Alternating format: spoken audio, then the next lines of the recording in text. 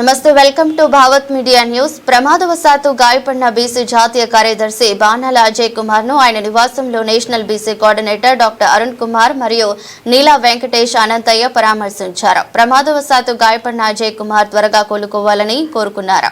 ఈ సందర్భంగా బాణాల అజయ్ కుమార్ మాట్లాడుతూ రాష్ట్ర ప్రభుత్వం త్వరలో నిర్వహించనున్న ఎంపీటీసీ జడ్పీటీసీ ఎన్నికలను 42% రిజర్వేషన్లతోనే నిర్వహించాలని సీఎం రేవంత్ కాంగ్రెస్ పార్టీ ఎన్నికల ముందు చేసిన కామారెడ్డి డిక్లరేషన్ ప్రకారం బీసీలకు 42% రిజర్వేషన్లను స్థానిక సంస్థలలో చేస్తామని ఇచ్చిన హామీని అమలు చేయాలని, లేని పక్షంలో బీసీల ఆగ్రహానికి గురి కావాల్సి వస్తుందని హెచ్చరించారు.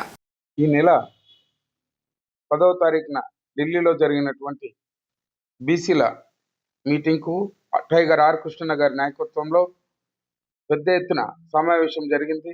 అది విజయవంతం జరిగింది. అంతేకాకుండా ఆ రోజు ఆ మీటింగ్కి అన్ని రాష్ట్రాల నుంచి 10 మంది ఎంపీలు, 3 మినిస్టర్లు కూడా రావడం జరిగింది. ఆ మీటింగ్లో మేము కాంగ్రెస్ ప్రభుత్వానికి కృష్ణన్న గారు చెప్పడం ఏమంటే, మీకు దమ్ము ధైర్యం ఉన్నట్లయితే ఇప్పుడు జరిగే పార్లమెంట్ సెషన్లోనే రాహుల్ గాంధీ గారు 236 మంది కాంగ్రెస్ ఎంపీలు ఉన్నారు, మీరు ప్రైవేట్ బిల్లు పెట్టండి, బీజేపీ మద్దతు ఇవ్వడానికి సిద్ధంగా ఉందని చెప్పి తెలియజేశారు.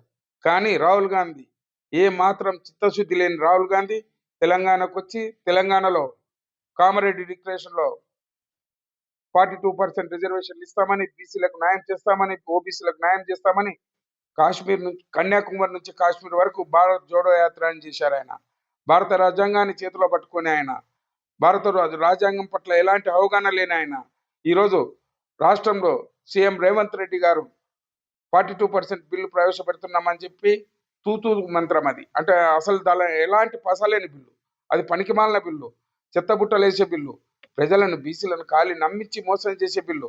ఆ బిల్లును ప్రవేశపెట్టి బీసీలకి న్యాయం చేస్తున్నామని చెప్పేసి అది పనికిరాని బిల్లు, ఎలాంటి శాంటిటీ లేదు, రాజ్యాంగబద్ధంగా చట్టబద్ధంగా ఎలాంటి ఫార్మేట్ లేని బిల్లు.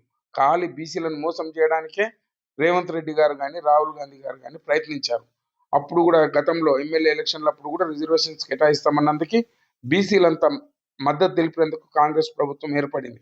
కానీ బీసీల పట్ల ఎలాంటి చిత్తశుద్ధి లేని ప్రభుత్వం ఇది. అందుకోసమనే డాక్టర్ అరుణ్ బాబు గారి ఆధ్వర్యం లోపల ఈ నెల డిసెంబర్ నెల 11వ తారీఖు నాడు పెద్ద ఎత్తున ఏఐసిసి ముట్టడి చేయడం జరిగింది.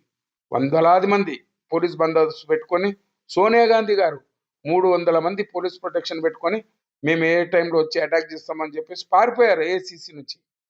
మమ్మల్ని పోలీసులు కట్టడి చేసినా ముట్టడించడం జరిగింది.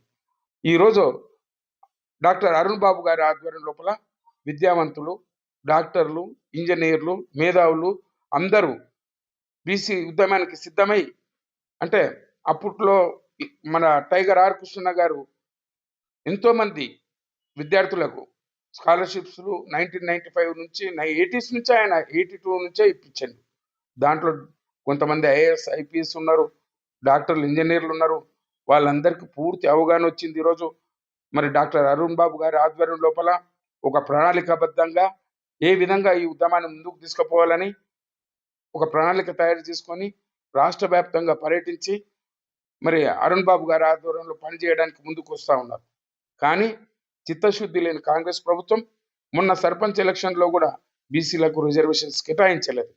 అందుకే ఈరోజు వచ్చిన బీసీ సర్పంచ్ ఎలక్షన్లో కూడా బీసీలు అత్యధిక సంఖ్యలో, ఆయన రాబోయే జడ్పీటీసీ ఎంపీటీసీ ఎలక్షన్లో కూడా ఖచ్చితంగా బీసీలకు రిజర్వేషన్స్ కేటాయించాలని హెచ్చరిస్తున్నాం. లేని పక్షాన కాంగ్రెస్ పార్టీని బొందబెట్టుడే ఉంటుంది. మేము అనేది ఏంటంటే, బీసీల ఎట్టి పరిస్థితిలో రెడ్డిలకు వ్యతిరేకం కాదు, రెడ్డిల బాగు కోరే వాళ్ళం. మేము న్యాయబద్ధంగా బీసీలకు చట్టబద్ధంగా మా వాటా మా జనాభా ప్రకారం మాకు కావాలంటున్నాం. గతంలో ఈడబ్ల్యూఎస్ కేటాయించినప్పుడు 10% మేము ఏ మాత్రం ఆబ్జెక్షన్ చేయలేదు బీసీ సంఘాలు. అదేవిధంగా 2007 సంవత్సరంలో అప్పుడు సీఎం రాజశేఖర్ రెడ్డి గారు కూడా మైనారిటీలకు 4% కేటాయించారు. అప్పుడు ఇక్కడ హైకోర్టు కొట్టేసింది ఆ కేసుని. అప్పుడు జస్టిస్ ఈశ్వరయ్య గారే ఉన్నారు జడ్జిగా, ఆయనే సాక్షి.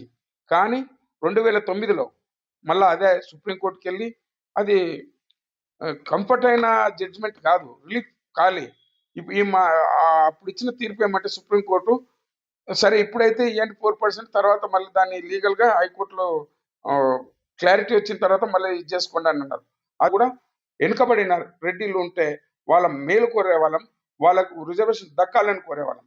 కానీ మాకు రిజర్వేషన్ దక్కకుండా చేస్తున్నటువంటి ఈ కాంగ్రెస్ పార్టీని బొందబెట్టాలని చూస్తున్నాం. ఎందుకంటే స్వాతంత్రం వచ్చి 70 సంవత్సరాలైతే ఇప్పటికి కూడా అప్పటి నుంచి ఇప్పటి వరకు బీసీలకు మోసం చేస్తూ వచ్చిన పార్టీ కాంగ్రెస్ పార్టీ. ఎందుకంటే గతంలో అంబేద్కర్ గారు నెహ్రూని గాంధీ గారిని అడిగారట, బీసీల రిజర్వేషన్లు అనేది ఇప్పటి వరకు బీసీలకు దక్కలేదు. అంటే మేము అడిగేది ఏమంటే విద్య, ఉద్యోగం, చట్టసభల్లో కూడా మేమెంతో మాకంత వాట రావాలని. కానీ రేవంత్ రెడ్డి గారు పెట్టిన 42% అనేది ఆయన ఏ విధంగా పెట్టారో తెలియదు, కానీ దానికి ఎలాంటి 42% మాకు అవసరం లేదు. టైగర్ ఆర్ కృష్ణన్న గారి ఆధ్వర్యం లోపల ఆయన గత 52 సంవత్సరాల సుదీర్ఘ పోరాటం చేస్తే ఈరోజు ఈ ఉద్యమం ఒక రూపానికి వచ్చింది. ఆయన విశాల దృక్పథంతో, దృఢ సంకల్పంతో, ఆత్మవిశ్వాసంతో బీసీ విద్యార్థుల భావితరాల విద్యార్థుల భవిష్యత్తు కోసం, వాళ్ళ ఉద్యోగాల కోసం, వాళ్ళ జీవితాల బాగుపడాలని వాటి కోసం నిరంతరం 52 సంవత్సరాలు పోరాడితే కానీ ఈరోజు ఈ ఉద్యమం ఒక రూపానికి వచ్చింది. అందుకే అన్ని పార్టీలు ఉన్న బీసీ నేతలకు, బీసీ ఎమ్మెల్యేలకు అందరికీ చెప్పడం ఏమంటే, ఇప్పుడు ముందు రాబోయే రోజుల్లో ఒక్కొక్క రాజకీయ పార్టీ ఒక్కొక్క విధంగా చమత్కారంగా మన బీసీలను డైవర్ట్ చేసే ప్రయత్నం చేస్తుంది. కనుక అన్ని బీసీలకు చెందిన, అన్ని పార్టీలకు చెందిన ఎమ్మెల్యేలు అందరూ కూడా టైగర్ ఆర్ కృష్ణన్న గారి నాయకత్వంలో, డాక్టర్ అరుణ్ బాబు గారి నాయకత్వంలో ముందుకు వచ్చినట్లయితే మనం తప్పకుండా ఈ 1.5 సంవత్సరాల్లో మన రిజర్వేషన్ సాధించుకుంటాం. రాబోయే ప్రభుత్వం కూడా బీసీ ప్రభుత్వమే అని చెప్పేసి తెలియజేస్తా ఉన్నా. ఎందుకు చెప్తున్నామంటే, ప్రభుత్వాలతో పాటు ప్రతిపక్షాలు కూడా బీసీల పట్ల చిత్తశుద్ధి లేనట్లుగా అనిపిస్తుంది. రోజు ఒక మాట రేవంత్ రెడ్డి గారు ఒక మాట అంటారు, టీఆర్ఎస్ పార్టీ ఒక మాట అంటారు. అంటే డైవర్ట్ పాలిటిక్స్ అన్నమాట. ఇది స్ట్రాటజీ. అంటే బీసీ ఉద్యమాన్ని అణగదొక్కడానికి కూడా. కానీ మనకు ఆత్మాభిమానం ఉంటే ప్రతి ఒక్క బీసీ మీరు మీ మనస్సాక్షిగా మీరు ఆలోచన చేసుకోండి. ప్రతి పార్టీలో ఉన్న బీసీ కూడా, మీరు ఏ పార్టీలో ఉన్నా పర్వాలేదు, కానీ టైగర్ ఆర్ కృష్ణ గారి నాయకత్వంలో మీరు ముందుకొచ్చి ఆయనకు బలపరచండి. రాబోయే రోజుల్లో మనం ఖచ్చితంగా 50కి 50% రిజర్వేషన్లే కాదు, మన రాష్ట్రంలో బీసీ పార్టీని కూడా, బీసీ సీఎంని కూడా మనం ఏర్పరచుకుంటాం. అందుకోసం విద్యావంతుల మేధావులు కూడా ఒక ప్రణాళికబద్ధంగా, అంటే కొంతమంది ఇప్పుడు చాలా మంది వస్తున్నారు మా దగ్గరికి డాక్టర్ అరుణ్ బాబు గారి ఆధ్వర్యంలో పనిచేయడానికి. అంటే ఎందుకు అంటే, గవర్నమెంట్ ఎంప్లాయీస్ ఇప్పుడు వచ్చి డైరెక్ట్గా పార్టిసిపేట్ చేయలేరు, వాళ్ళ ఉద్యోగాలకు వాళ్ళకు ఇబ్బంది అవుతుందని చెప్పి